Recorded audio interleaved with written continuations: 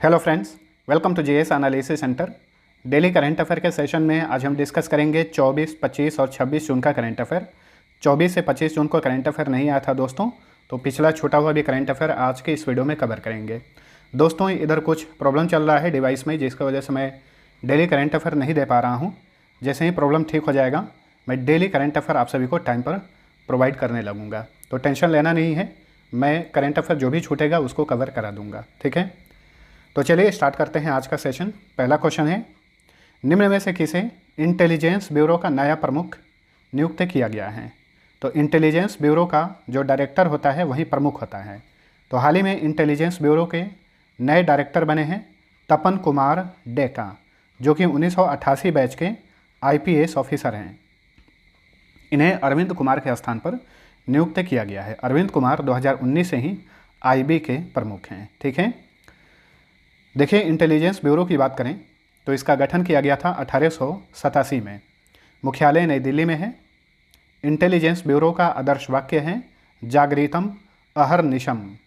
Intelligence bureau केंद्रीय गृह मंत्रालय के अधीन काम करता है।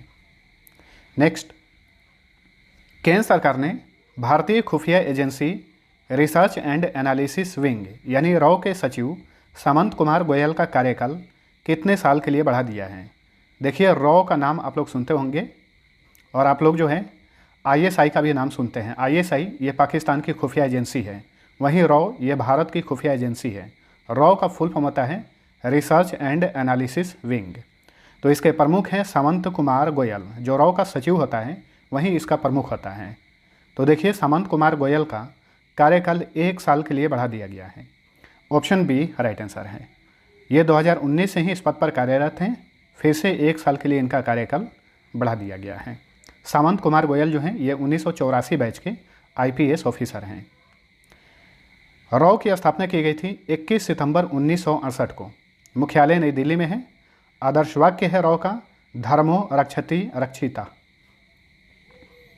नेक्स्ट, अमिताभ कांत के स्थान पर नीति आयोग के नए मुख्य कार्यकारी अधिकारी कौन नियुक्त हुए हैं? तो देखिए, नीति आयोग के नए सीईओ बनाए गए हैं Parameswaran Iyer. Option C right answer. Parameswaran Iyer ये 1981 बैच के आईपीएस ऑफिसर हैं। इनकी नियुक्ति अमिताभ कांत के स्थान पर की गई है। ध्यान रखिएगा, अमिताभ कांत 2016 से ही नीति आयोग के सीईओ थे। 2021 में इनका कार्यकाल समाप्त हो गया था, लेकिन 2021 में इनका कार्यकाल 1 साल के लिए भारत सरकार ने बढ़ा दिया था। तो देखिए, अमिताभ कांत जो हैं ये 23 जून 2022 को रिटायर हो जाएंगे। उन्हीं के स्थान पर परमेश्वरन अय्यर को नीति आयोग का नया सीईओ बनाया गया है। देखिए, योजना आयोग के स्थान पर नीति आयोग का गठन किया गया था। यहाँ पर नीति का फुल फॉर्म होता है national institution for transforming India. गठन किया गया था 1 जनवरी 2015 को। मुख्यालय नई दिल्ली में है। हाल ही में नीति आयोग के नए उपाध्यक्ष बने हैं डॉक्टर सुमन के बेरी। इनकी नियुक्ति राजीव कुमार के स्थान पर की गई है। और ध्यान रखिए, नीति आयोग का अध्यक्ष प्रधानमंत्री होता है, यानी प्रधानमंत्री नरेंद्र मोदी वर्तमान में नीति आयोग के अध्यक्ष हैं। नए सीईओ बन गए हैं परमेश्वरन अय्यर। योजना आयोग का गठन किया गया था 15 मार्च 1950 को, ठीक है। योजना आयोग के प्रथम उपाध्यक्ष थे गुलजारी लाल नंदा, वहीं योजना आयोग के प्रथम अध्यक्ष थे Pandit Jawaharlal Nehru. Next, national investigation agency के नए डायरेक्टर जनरल कौन बने हैं? तो देखिए, एनआईए यानी नेशनल इन्वेस्टिगेशन एजेंसी के नए डायरेक्टर जनरल बने हैं Dinkar Gupta. Option D right answer. ये 1987 बैच के आईपीएस ऑफिसर हैं, ठीक है। ये 31 मार्च 2024 तक पद पर बने रहेंगे। कब तक? 31 मार्च 2024 तक, ठीक है। तो एनआईए के नए महानिदेशक बने हैं दिनकर गुप्ता। एनआईए का गठन किया गया था 2009 को। मुख्यालय नई दिल्ली में है। एनआईए भी ये केंद्रीय गृह मंत्रालय के अधीन काम करता है। चलिए अगला क्वेश्चन है, भारत ने 24 जून 2022 को कहाँ पर vertically launch short range surface to air missile का सफलतापूर्वक परीक्षण किया? तो दोस्तों, यहाँ पर VLSRSAM का फुल फॉर्म याद रखिएगा। इसका फुल फॉर्म होगा vertically launch short range surface to air missile, यानी सतह से हवा में मार करने वाली मिसाइल है।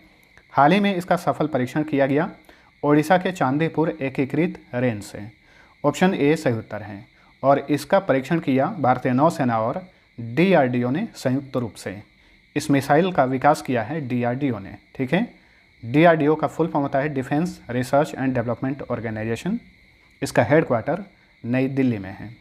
और ये जो मिसाइल है VLSRSAM, इसकी मारक क्षमता 15 किलोमीटर है, ठीक है। तो ध्यान रखिए, भारतीय नौसेना के लिए स्वदेशी रूप से निर्मित यह भारत का पहला एंटी शिप मिसाइल सिस्टम है। इसका परीक्षण किया गया ओडिशा के चांदीपुर से। नेक्स्ट, हाल ही में सुर्खियों में रही भारतीय संविधान की 10वीं अनुसूची निम्नलिखित में से किससे संबंधित है?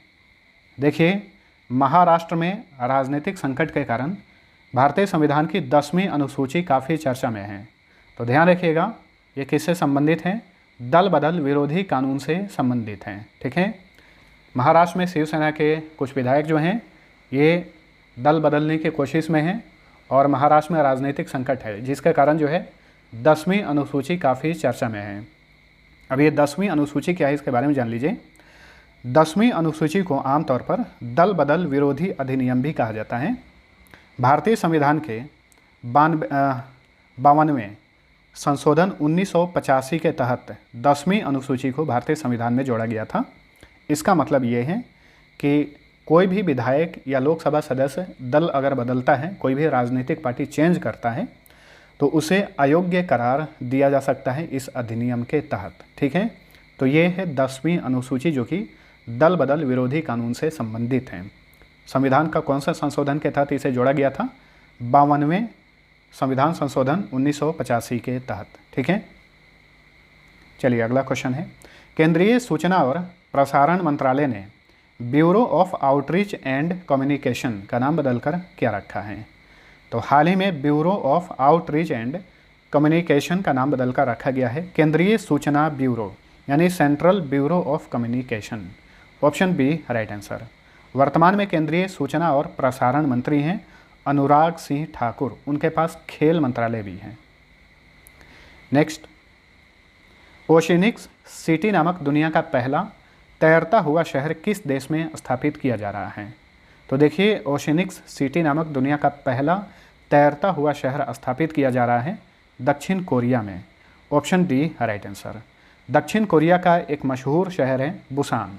तो बुसान के तट पर इस शहर को स्थापित किया जा रहा है और इसका नाम है ओशिनिक्स सिटी, ठीक है। दो बातें यहाँ पर और ध्यान रखिएगा। विश्व का पहला बिटकॉइन सिटी किस देश में स्थापित किया गया है? एल साल्वाडोर में, जो कि मध्य अमेरिकी देश है। वहीं नियोम प्रोजेक्ट के तहत दुनिया का एक बहुत ही यूनिक शहर सऊदी अरब में स्थापित किया जा रहा है और उस शहर का नाम होगा द लाइन, ठीक है। तो द लाइन शहर को नियोम शहर के नाम से भी जाना जा रहा है क्योंकि नियोम प्रोजेक्ट के तहत इसे स्थापित किया जा रहा है। कितने की लागत से? $500 बिलियन की लागत से नियोम शहर यानी द लाइन शहर सऊदी अरब में स्थापित किया जा रहा है। ये बहुत ही एक यूनिक शहर होगा। दक्षिण कोरिया की बात करें तो राजधानी है सियोल। यहाँ के राष्ट्रपति हैं, हाल ही में नए राष्ट्रपति बने हैं, यू सुक येओल। प्रधानमंत्री हैं किम बू क्यूम। संसद का नाम है नेशनल असेंबली और करेंसी है साउथ कोरियन वोन। चलिए अगला क्वेश्चन है, हाल ही में किस संस्था ने भारतीय रेलवे के भाड़ा और लॉजिस्टिक बुनियादी ढांचे के आधुनिकीकरण के लिए $24.5 करोड़ यानी $245 मिलियन ऋण की मंजूरी दी है? तो हाल ही में वर्ल्ड बैंक ने यानी विश्व बैंक ने भारतीय रेलवे के लॉजिस्टिक बुनियादी ढांचे के आधुनिकीकरण के लिए $245 मिलियन ऋण की मंजूरी दी है। Option B right answer. Rail मंत्री हैं अश्विनी वैष्णव और रेलवे बोर्ड के वर्तमान में चेयरमैन और CEO हैं विनय कुमार त्रिपाठी। विश्व बैंक की बात करें तो इसकी स्थापना जुलाई 1944 में संयुक्त राष्ट्र के ब्रेटन वुड्स सम्मेलन में की गई थी। मुख्यालय वाशिंगटन DC में है। वर्तमान में विश्व बैंक के अध्यक्ष हैं डेविड मलपास। प्रबंध निदेशक और चीफ फाइनेंस ऑफिसर हैं अंशुला कांत। मुख्य अर्थशास्त्री हैं कार्मेन रिनहार्ट। नेक्स्ट, किस भारतीय अमेरिकी को अमेरिकी राष्ट्रपति जो बाइडन ने US department of veterans affairs में जनरल काउंसिल के पद पर नियुक्त किया है? तो देखिए, फिर से एक भारतवंशी को अमेरिका में ऊंचे पद पर नियुक्त किया गया है। तो ये हैं अंजलि चतुर्वेदी, ठीक है। तो तो अमेरिकी राष्ट्रपति जो बाइडन ने अंजलि चतुर्वेदी को US department of veterans affairs में जनरल काउंसिल के पद पर नियुक्त किया है। देखिए, हाल ही फिलहाल में अमेरिकी प्रशासन में जो भी भारतवंशी नियुक्त हुए हैं ऊंचे पदों पर, इन्हें याद रखिएगा, इंपॉर्टेंट रहेगा। हाल ही में जो बाइडन की विज्ञान सलाहकार बनी हैं आरती प्रभाकर, अमेरिकी केंद्रीय खुफिया एजेंसी CIA के पहले मुख्य प्रौद्योगिकी अधिकारी बने हैं नंद मूल चंदानी। अमेरिका के सहायक वाणिज्य मंत्री बने हैं अरुण वेंकटरमण। व्हाइट हाउस की सहायक प्रेस सचिव बनी है वेदांत पटेल, और व्हाइट हाउस की स्टाफ सचिव बनी है नीरा टंडन। अमेरिका के कोविड-19 रेस्पॉन्स कोऑर्डिनेटर बनाए गए हैं डॉक्टर आशीष झा। चलिए अगला क्वेश्चन है, विश्व बैंक ने किस राज्य के पहाड़ी क्षेत्रों में वर्षा आधारित खेती को बढ़ावा देने के लिए 1000 करोड़ रुपए की बारानी कृषि परियोजना की मंजूरी दी है? तो देखिए, बारानी कृषि परियोजना ये उत्तराखंड की परियोजना है। हाल ही में विश्व बैंक ने इस परियोजना के लिए 1000 करोड़ रुपए की मंजूरी दी है। Option C right answer. विश्व बैंक के बारे में जान चुके हैं, अब जानिए उत्तराखंड के बारे में। उत्तराखंड से रिलेटेड जो टॉप करंट अफेयर बने हैं इनका रिवीजन कर लीजिए। 1064 भ्रष्टाचार विरोधी मोबाइल ऐप लॉन्च किया गया है उत्तराखंड में। हाल ही में यहाँ पर हिम प्रहरी योजना शुरू की गई। इसके अलावा दूध मूल्य प्रोत्साहन योजना भी शुरू किया गया। मुख्यमंत्री घसियारी कल्याण योजना भी लॉन्च किया गया है। सेना और अर्धसैनिक बलों के परिवारों की शिकायतों की निपटारा के लिए एक हेल्प डेस्क स्थापित किया गया है। इसका नाम है defence forces help desk. Uttarakhand के रानीखेत में भारत का पहला घास संरक्षण क्षेत्र स्थापित किया गया है। नैनीताल के हल्द्वानी में लाल कुआं वन अनुसंधान केंद्र में देश की पहली एरोमेटिक गार्डन स्थापित की गई है। इसे सुरभि वाटिका भी कहा जाता है। उत्तराखंड के चमोली के माना गांव में देश का सबसे ऊंचा हर्बल गार्डन स्थापित किया गया है। हाल ही में उत्तराखंड के ब्रांड एम्बेसडर बनाए गए हैं अक्षय कुमार और क्रिकेटर ऋषभ पंत। देहरादून के चक्राता शहर में भारत का पहला क्रिप्टोगेमिक गार्डन स्थापित किया गया है। वहीं 100% साक्षरता वाला भारत का पहला जिला बना है देहरादून। देखिए, उत्तराखंड जो है ये भारत के 3 राज्यों से अपनी सीमा साझा करता है। ये राज्य हैं उत्तर प्रदेश, हिमाचल प्रदेश और हरियाणा। 2 कंट्री में चीन और नेपाल से ये अपनी सीमा शेयर करता है। उत्तराखंड का गठन हुआ था उत्तर प्रदेश से अलग करके 9 नवंबर 2000 ईस्वी को। जिलों की संख्या 13 है। उत्तराखंड की 2 राजधानियां हैं। शीतकालीन राजधानी है देहरादून और ग्रीष्मकालीन राजधानी है गैरसैंण। मुख्यमंत्री हैं पुष्कर सिंह धामी। यहाँ के राज्यपाल हैं गुरमीत सिंह। मुख्य न्यायाधीश हैं, हाल ही में नए मुख्य न्यायाधीश बने हैं विपिन सांघी। उत्तराखंड का हाईकोर्ट नैनीताल में है। उत्तराखंड में लोकसभा सीट की संख्या 5, राज्यसभा सीट 3, विधानसभा सीट की संख्या 70 है। राजकीय पशु कस्तूरी मृग, राजकीय पक्षी मोनाल, राजकीय वृक्ष बुरांश है, राजकीय फूल ब्रह्मकमल और राजकीय खेल फुटबॉल है। बरादानाती, भोटिया, झोरा, पांडव, चपादी, कुमायूं, गढ़वाली तथा लांगवीर उत्तराखंड के प्रमुख लोक नृत्य हैं। Ram Ganga national park, Gangotri national park, Rajaji national park, valley of flower national park, Govind national park और नंदा देवी नेशनल पार्क सारे उत्तराखंड में हैं। और ध्यान दीजिए दोस्तों, राम गंगा नेशनल पार्क जो है ये सबसे पुराना नेशनल पार्क है भारत का। इसका पुराना नाम है Jim Corbett national park. Tehri dam, Manera dam और कोटेश्वर डैम भागीरथी नदी पर है। लखवाड़ डैम यमुना नदी और धौली गंगा डैम ये धौली गंगा नदी पर हैं। थारू, कोय, मारा, भोट और नीति यहाँ की जनजातियाँ हैं। आधिकारिक भाषा हिंदी है। यहाँ पर बहुत सारे दर्रे पाए जाते हैं उत्तराखंड में। लिपू लेख दर्रा, माना दर्रा, नीति दर्रा, थागाला दर्रा, मुलिंगला दर्रा, तुंझुनला दर्रा, बालचा दर्रा, कियोगात दर्रा और लाम्पिया दर्रा। चलिए अगला क्वेश्चन है, 2023 में G20 सम्मेलन की मेजबानी किस भारतीय राज्य को सौंपी गई है? देखिए दोस्तों, G20 यानी ग्रुप ऑफ 20 इसे कहा जाता है। भारत इसकी अध्यक्षता कर रहा है 1 दिसंबर 2022 से लेकर 30 नवंबर 2023 तक। ठीक है, यानी 2023 में भारत इसकी अध्यक्षता करेगा और इसके लिए मेज़बान राज्य बनाया गया है जम्मू कश्मीर को। Option D right answer. बहुत ही ज़्यादा इंपॉर्टेंट क्वेश्चन बनेगा आगामी परीक्षाओं के लिए, इसे याद रखिए। 2023 में G20 सम्मेलन का आयोजन भारत में, और भारत में कहाँ पर? जम्मू कश्मीर में किया जाएगा। ग्रुप ऑफ 20, भारत जो है इसका सदस्य है। ग्रुप ऑफ 20 का गठन कब किया गया था? 1999 में किया गया था। ठीक है, अभी भारत अध्यक्षता करेगा 1 दिसंबर से। अभी फ़िलहाल में G20 का अध्यक्ष कौन है? इंडोनेशिया है। ठीक है, जम्मू कश्मीर की बात करें तो इसका भारत में विलय हुआ था 26 अक्टूबर 1947 को। राज्य के रूप में गठन किया गया था 14 मई 1954 को, और केंद्र शासित प्रदेश के रूप में यह अस्तित्व में आया 31 अक्टूबर 2019 को। फिर से यह राज्य बन जाएगा विधानसभा वाला, क्योंकि जम्मू कश्मीर परिसीमन आयोग ने भारत सरकार को अपनी रिपोर्ट सौंप दी है और ये रिपोर्ट जो है एक्सेप्ट कर लिया गया है। इसके तहत जम्मू कश्मीर में कुल विधानसभा सीट की संख्या होगी 90। ठीक है, अभी ये केंद्र शासित प्रदेश है, आने वाले समय में यह राज्य बन जाएगा। राजधानी श्रीनगर है। वर्तमान में यहाँ के लेफ्टिनेंट गवर्नर यानी उपराज्यपाल हैं मनोज सिन्हा। राज्यपाल नहीं बल्कि उपराज्यपाल हैं। मुख्य न्यायाधीश हैं पंकज मित्तल, ये जम्मू कश्मीर हाई कोर्ट के मुख्य न्यायाधीश हैं। जिलों की संख्या 20 है। देखिए, जम्मू कश्मीर में लोकसभा सीट की संख्या 5 होगी और विधानसभा सीट की संख्या 90 होगी।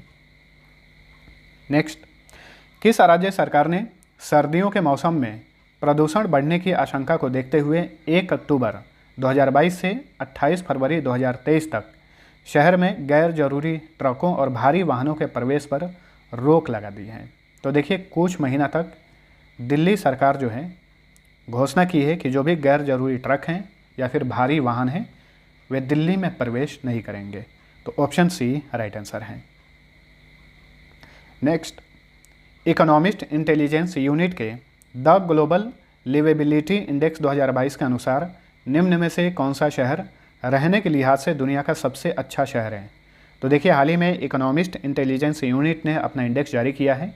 इसका नाम है द ग्लोबल लिवेबिलिटी इंडेक्स 2022। इसके अनुसार दुनिया का सबसे अच्छा रहने योग्य शहर है वियना, जो कि ऑस्ट्रिया की कैपिटल है। Option B right answer. वहीं दुनिया का दूसरा सबसे अच्छा रहने योग्य शहर है डेनमार्क की कैपिटल कोपेनहेगन। ठीक है, ये दूसरे स्थान पर है और पहले स्थान पर है वियना। 140 शहरों को इस सूची में शामिल किया गया है, जिसमें दिल्ली 112वें स्थान पर है और मुंबई 117वें स्थान पर है। यानी 140 शहरों में भारत के 2 शहर हैं, दिल्ली 112वें और मुंबई 117वें स्थान पर हैं। 140वें स्थान पर है दमिश्क, जो कि सीरिया की कैपिटल है। नेक्स्ट, 26 जून 2022 से 48वां G7 शिखर सम्मेलन कहाँ पर शुरू हुआ है? तो देखिए, 48वें G7 समिट की मेज़बानी कर रहा है जर्मनी। जर्मनी के श्लॉस एल्मो में इसका आयोजन किया जा रहा है और इसमें भारतीय प्रधानमंत्री नरेंद्र मोदी भी हिस्सा ले रहे हैं। देखिए, वैसे भारत G7 का सदस्य नहीं है, फिर भी G7 ने भारत को आमंत्रित किया है। इसी वजह से भारत के प्रधानमंत्री नरेंद्र मोदी इस सम्मेलन में हिस्सा लेने के लिए जर्मनी की आज से यात्रा करेंगे। G7 समिट का ये 48वां संस्करण होगा, याद रखिए। G7 की स्थापना 1975 में की गई थी। इसका कोई अस्थायी मुख्यालय नहीं है। जो 7 इसके सदस्य देश हैं कौन कौन से हैं? France, Germany, Italy, United kingdom, Japan, संयुक्त राज्य अमेरिका और कनाडा, याद रखिए। जर्मनी इस साल इसकी मेज़बानी कर रहा है। जर्मनी की राजधानी है बर्लिन और बर्लिन किस नदी के किनारे है? स्प्री नदी के किनारे हैं। जर्मनी के चांसलर हैं ओलाफ स्कोल्ज। यहाँ के राष्ट्रपति हैं फ्रैंक वाल्टर स्टेनमियर। यहाँ की संसद का नाम है बुंडस्टैग, करेंसी है यूरो। नेक्स्ट, भारतीय महिला क्रिकेट टीम की किस पूर्व कप्तान ने हाल ही में क्रिकेट के सभी प्रारूपों से संन्यास लेने की घोषणा की है? तो देखिए, भारतीय महिला क्रिकेट टीम की पूर्व कप्तान रुमेली धर, इन्होंने हाल ही में क्रिकेट के सभी प्रारूपों से संन्यास ले लिया है। कुछ दिन पहले ही मिताली राज ने संन्यास ले लिया था, उनके बाद जो है रुमेली धर ने भी क्रिकेट से संन्यास ले लिया है। रुमेली धर ने अंतर्राष्ट्रीय क्रिकेट में 2003 में पदार्पण किया था। चलिए, अगला क्वेश्चन है, केंद्रीय प्रदूषण नियंत्रण बोर्ड ने 1 जुलाई 2022 से कितने प्रकार के सिंगल यूज प्लास्टिक पर पूर्ण प्रतिबंध लगाने की घोषणा की है? तो देखिए दोस्तों, केंद्रीय प्रदूषण नियंत्रण बोर्ड ने 1 जुलाई 2022 से 19 प्रकार के सिंगल यूज प्लास्टिक पर पूर्ण प्रतिबंध लगाने की घोषणा की है। यानी ऑप्शन सी राइट आंसर है। चलिए, अगला क्वेश्चन है, निम्न में से कौन सा देश 41वीं एशियाई ट्रैक साइकिलिंग चैंपियनशिप 2022 में 18 स्वर्ण, 7 रजत और 2 कांस्य पदक के साथ शीर्ष स्थान हासिल किया। यानी किस देश ने 41वीं एशियाई ट्रैक साइकिलिंग चैंपियनशिप 2022 में 27 पदकों के साथ शीर्ष स्थान हासिल किया? तो ये है Japan. Option D right answer. देखिए यहाँ पे एक चीज़ ध्यान रखिएगा, ये एशियाई ट्रैक साइकिलिंग चैंपियनशिप थी। इसके पहले इसी साल मार्च महीने में एशियाई रोड साइकिलिंग चैंपियनशिप का आयोजन किया गया था ताजिकिस्तान की कैपिटल दुशांबे में। उसमें सबसे अधिक पदक कजाकिस्तान ने जीता था। तो ध्यान रखिएगा, थोड़े से के डिफरेंस से जो है क्वेश्चन गलत हो सकता है। तो ये है 41वीं एशियाई ट्रैक साइकिलिंग चैंपियनशिप। इसका आयोजन नई दिल्ली में किया गया। इसमें सबसे अधिक पदक जापान ने जीता, कुल 27 पदक इसने जीते। वहीं इसी साल मार्च महीने में 41वीं एशियाई रोड साइकिलिंग चैंपियनशिप का आयोजन ताजिकिस्तान की कैपिटल दुशांबे में किया गया। ठीक है, तो दिल्ली में 41वीं एशियन ट्रैक साइकिलिंग चैंपियनशिप का आयोजन किया गया था दिल्ली के इंदिरा गांधी इंडोर स्टेडियम में। देखिए, इस चैंपियनशिप में भारतीय साइकिलिंग टीम ने 2 गोल्ड मेडल, 6 सिल्वर मेडल और 15 ब्रॉन्ज मेडल जीते, टोटल 23 मेडल। नेक्स्ट, निम्न में से कौन सा एयरपोर्ट पूरी तरह अक्षय ऊर्जा से संचालित होने वाला देश का पहला एयरपोर्ट बन गया है? तो ये है इंदिरा गांधी इंटरनेशनल एयरपोर्ट, जो कि दिल्ली में स्थित है। ये एयरपोर्ट पूरी तरह अक्षय ऊर्जा से संचालित होने वाला देश का पहला हवाई अड्डा बन गया है। अक्षय ऊर्जा को ही रिन्यूएबल एनर्जी कहा जाता है। ठीक है, 1 जून से इस एयरपोर्ट पर केवल जल और सौर ऊर्जा से ही बिजली प्राप्त की जा रही है और इसी वजह से अक्षय ऊर्जा से संचालित होने वाला ये देश का पहला हवाई अड्डा बन गया है।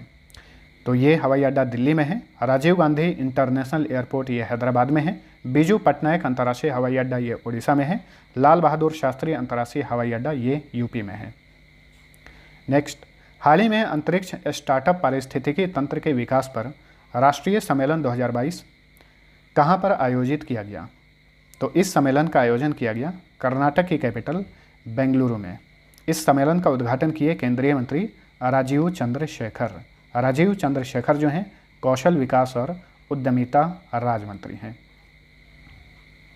देखिए दोस्तों, बेंगलुरु की बात करें तो भारत का पहला केंद्रीकृत ultra luxury AC railway terminal हाल ही में स्थापित किया गया है बेंगलुरु में और इस रेलवे टर्मिनल का नाम है एम विश्वेश्वरैया रेलवे टर्मिनल। ठीक है, ये भारत का पहला केंद्रीकृत ultra luxury AC railway terminal है।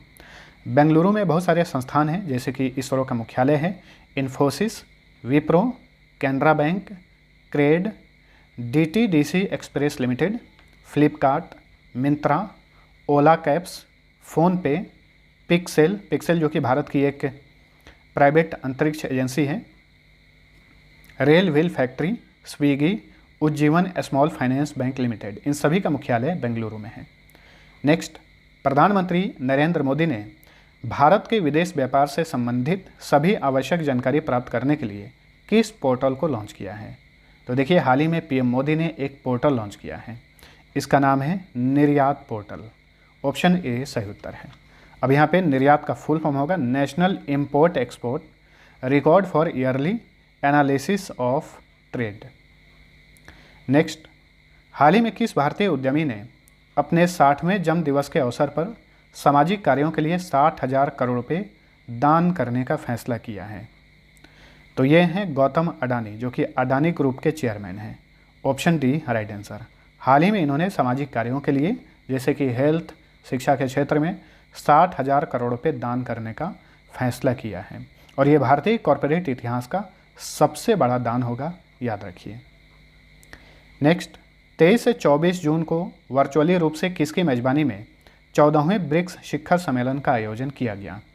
तो हाल ही में 23 से 24 जून को वीडियो कॉन्फ्रेंसिंग के माध्यम से ब्रिक्स शिखर सम्मेलन के 14वें संस्करण का आयोजन किया गया। इसकी अध्यक्षता चीन ने की।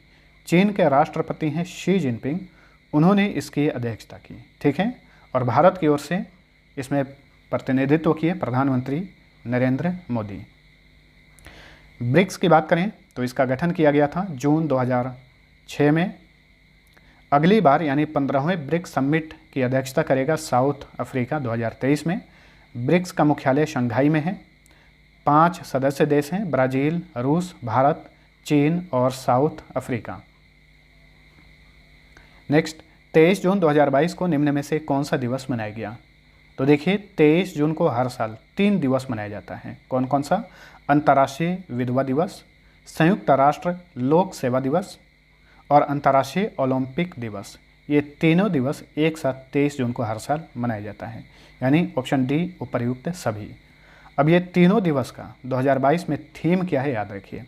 अंतर्राष्ट्रीय विधवा दिवस 2022 की थीम है इनविजिबल वुमेन इनविजिबल प्रॉब्लम्स, यानी अदृश्य महिलाएं अदृश्य समस्याएं। संयुक्त राष्ट्र लोक सेवा दिवस 2022 की थीम है बिल्डिंग बैक बेटर फ्रॉम कोविड-19 enhancing innovative partnership to meet the sustainable development goals. वहीं अंतर्राष्ट्रीय ओलंपिक दिवस 2022 का विषय है together for a peaceful world, यानी एक साथ एक शांतिपूर्ण दुनिया के लिए। चलिए अगला क्वेश्चन है, भारत और विदेशों में उच्च शिक्षा प्राप्त करने के इच्छुक छात्रों की सहायता के लिए निम्न में से किस बैंक ने कैंपस पावर नामक एक डिजिटल प्लेटफॉर्म लॉन्च किया है? तो देखिए हाल ही में ICICI बैंक ने कैंपस पावर नामक एक डिजिटल प्लेटफॉर्म लॉन्च किया है। किस लिए? भारत सहित विदेशों में उच्च शिक्षा प्राप्त करने के इच्छुक छात्रों की सहायता के लिए। ऑप्शन बी सही उत्तर है।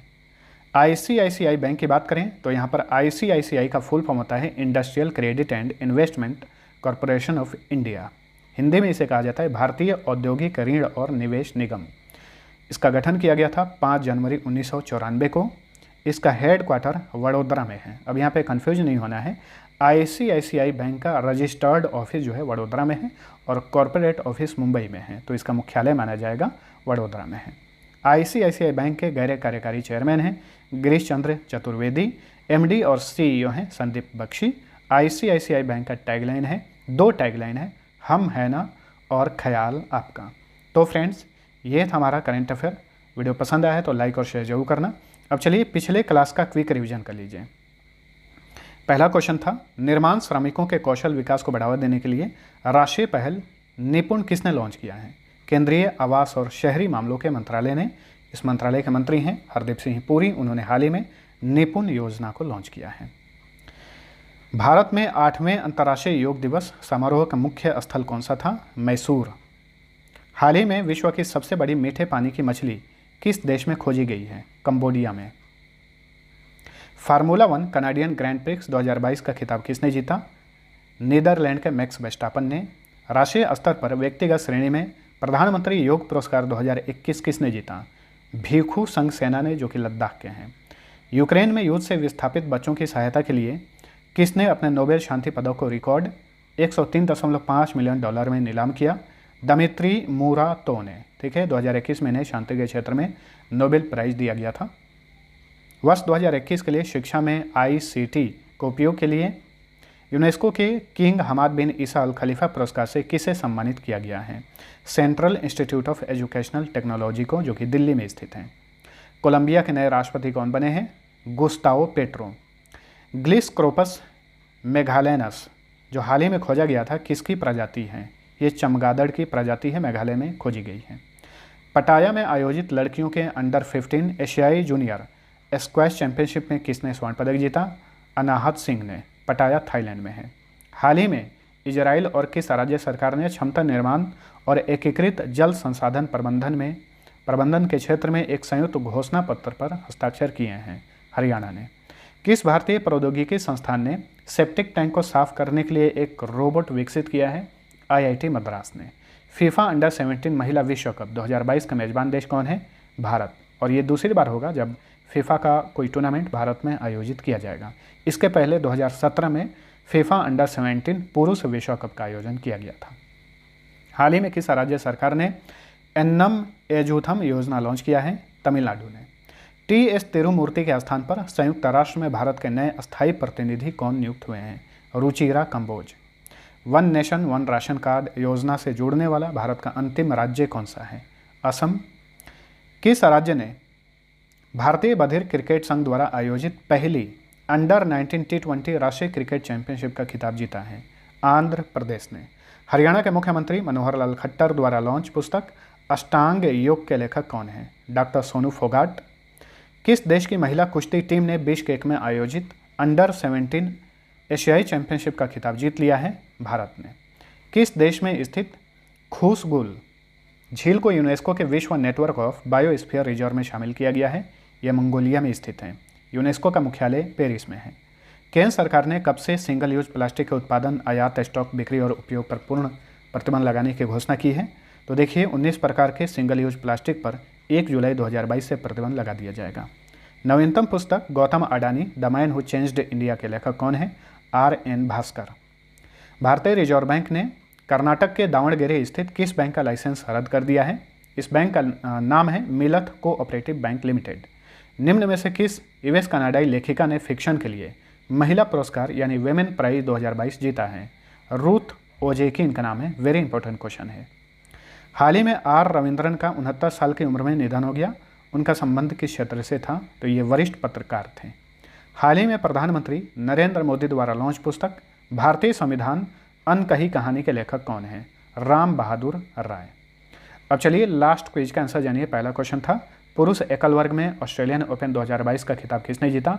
ये टेनिस ग्रैंड स्लैम प्रतियोगिता है। इसका खिताब जीते पुरुष एकल वर्ग में स्पेन के राफेल नडाल। दूसरा क्वेश्चन था 1000 वनडे मैच खेलने वाली विश्व की पहली टीम कौन बनी है? तो ये है भारतीय टीम। अब चलिए आज का पहला क्वेश्चन है निम्न में से किस देश ने सैन्य उपग्रह नूर 2 का हाल ही में सफलतापूर्वक परीक्षण किया यानी लॉन्च किया? दूसरा क्वेश्चन है हाल ही में प्रकाशित पुस्तक the founders the story of PayPal and the entrepreneurs who shaped silicon valley के लेखक कौन है?